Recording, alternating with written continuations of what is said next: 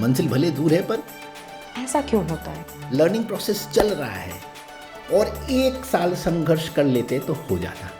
बिल्कुल है। देखो, स्टार्टअप एक बड़ा गोल है। कम से कम 15-20 लाख का मंथली रेवेन्यू रीच कर हमने 10 स्टार्टअप्स में इन्वेस्ट किया। हाँ, पर सारे टैलेंट का कमी नहीं है, ट्रेनिंग का इशू है। कोई ऐसा रॉकेट साइंस नहीं है। स्टार्टअप करने का रोड मैप क्या है? एक रिपोर्ट आया है 90% of Indian startup fail in the first year. ऐसा क्यों है? जो फर्स्ट ईयर वाले ये टेस्ट पास कर जाते हैं उनमें से 66% बिजनेस जो है वो 5 साल तक सरवाइव नहीं कर पाते हैं। ऐसा क्यों होता है? 90% स्टार्टअप्स फेल नहीं करते, उसमें से तो कुछ अधूरे रह जाते हैं। मतलब? पेट्रोल खत्म हो जाता है, अंदर जो एक फ्यूल होता है जिसके सहारे इस जर्नी में निकले थे वो खत्म हो जाता है।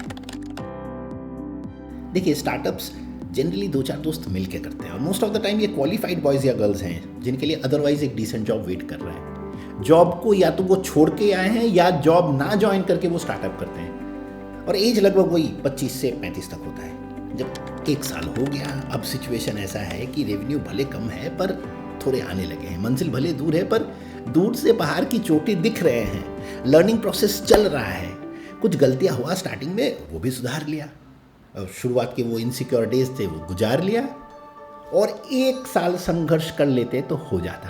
पर एक पॉइंट में आके लगता है कि जितना प्रॉफिट मिल रहा है उससे डबल तो जॉब में मिल जाएगा। कितना दिन आदमी हौसला बना के रखेगा? घर से प्रेशर है, क्या कर रहा है, शादी भी करना है, गर्लफ्रेंड को प्रूव भी करना है, होने वाले ससुराल में इमेज भी बनाना है, बहुत प्रेशर होता है। भाई मेरा भी ऐसा ही था। तो एक पॉइंट में लगता है इतना रेवेन्यू इतने प्रॉफिट में चलेगा नहीं। तो आपने क्विट किया था इनिशियली? ना, थ्रिल को कैसे क्विट करें। पर मैंने बहुत सारे स्टार्टअप्स में देखा इसी स्टेज में क्विट किया लोगों ने। इन्वेस्टर नहीं मिला, मार्केट अभी मैच्योर नहीं है, ये सब बोल के निकल लेते हैं। कोई सोल्यूशन है इसका? बिल्कुल है। देखो, स्टार्टअप एक बड़ा गोल है। कम से कम 15-20 लाख का मंथली रेवेन्यू रीच करेंगे तो एक स्टार्टअप अपने एंटरप्रेन्योर्स को रिटेन कर पाएगा।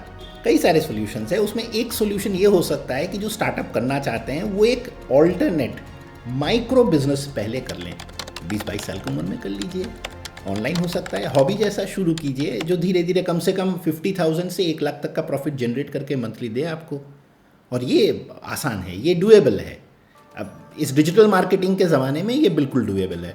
अमेज़न खोल के देखिए आप, एक ग्रोसरी बैग, एक इनोवेटिव टेबल, एक किचन ऑर्गेनाइजर रैक, एक गिफ्ट आइटम सेल करके लोग मंथली 1.5 से 2 लाख रुपए अर्न कर रहे हैं। ऑटो मोड में बिजनेस चल रहा है और ऐसे बिजनेसेस को आपको ऑटो मोड में ही चलाना पड़ेगा, आपका इन्वॉल्वमेंट मिनिमम होना चाहिए।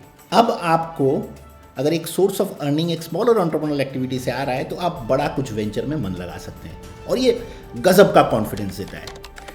जब तक आप कम से कम 50,000 या 1 लाख का प्रॉफिट कोई एक बिजनेस में जनरेट नहीं कर पाते हैं तो स्टार्टअप शुरू भी मत कीजिए। आपको पहले वेल्थ क्रिएशन करने आना चाहिए। इन्वेस्टर्स इन्वेस्ट क्यों नहीं करते हैं? उनके मेन पैरामीटर्स क्या हैं? देखो, पैसा सब इन्वेस्ट करना चाहते हैं पर इन्वेस्टेबल वेंचर हो। आप कह रहे हैं कि हमने अभी तक कुछ अर्न नहीं किया, हमें पैसा अभी तक बनाना नहीं आता है। आप जब इन्वेस्ट करेंगे तो आपके पैसों से हम वेल्थ क्रिएशन करेंगे, ये बात हजम नहीं होता है।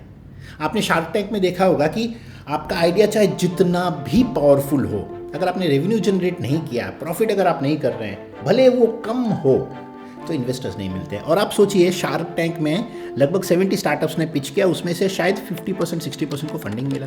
पर ये भी सोचिए कि 62,000 एंटरप्रेन्योर्स ने अप्लाई किया था, जिसमें से 70 क्वालिफाई किया पिच करने में, तो परसेंटेज समझ लीजिए 40 out of 62,000 got a funding.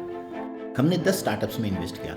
हाँ, पर सारे स्टार्टअप्स एक्सपोर्ट ओरिएंटेड हैं और ज्वेलरी इंडस्ट्री के हैं, क्योंकि ये इंडस्ट्री मुझे समझ में आता है। और हमने इन्वेंट्री पे इन्वेस्ट किया। तो पहले मैंने 50 लाख इन्वेस्ट किया और जब मैंने देखा कि ये वेल्थ जनरेशन कर पा रहा है एंटरप्रेन्योर, तब उस 50 लाख को हमने 5 करोड़ तक इन्वेस्टमेंट को हम इंक्रीज किए। देखिए, जो जॉब्स ढूंढ रहे हैं उनको लगता है अच्छे जॉब्स मिलना मुश्किल है, हमें लगता है अच्छे एम्प्लॉयज़ मिलना मुश्किल है। स्टार्टअप फाउंडर्स को लगता है इन्वेस्टर मिलना मुश्किल है, हमें लगता है इन्वेस्टेबल स्टार्टअप्स मिलना मुश्किल है। स्टार्टअप ऐसे बनाइए कि सिर्फ स्केल अप करने के लिए पैसे लगे, ना कि बिजनेस को एस्टैब्लिश करने में। अपनी कुछ गलतियां अगर सुधार लिया तो 90% स्टार्टअप्स फेल नहीं करेंगे इस देश में, 90% तो सक्सेसफुल हो जाएंगे। टैलेंट का कमी नहीं है, ट्रेनिंग का इशू है। जैसे मुझे लगता है कि अगर मेंटरिंग और थोड़ा सा ट्रेनिंग मिल जाता तो शायद मैं 25 में वो सब कर लेता जो मैं 30 तक कर पाया। कुछ ऐसा रॉकेट साइंस नहीं है। Next question,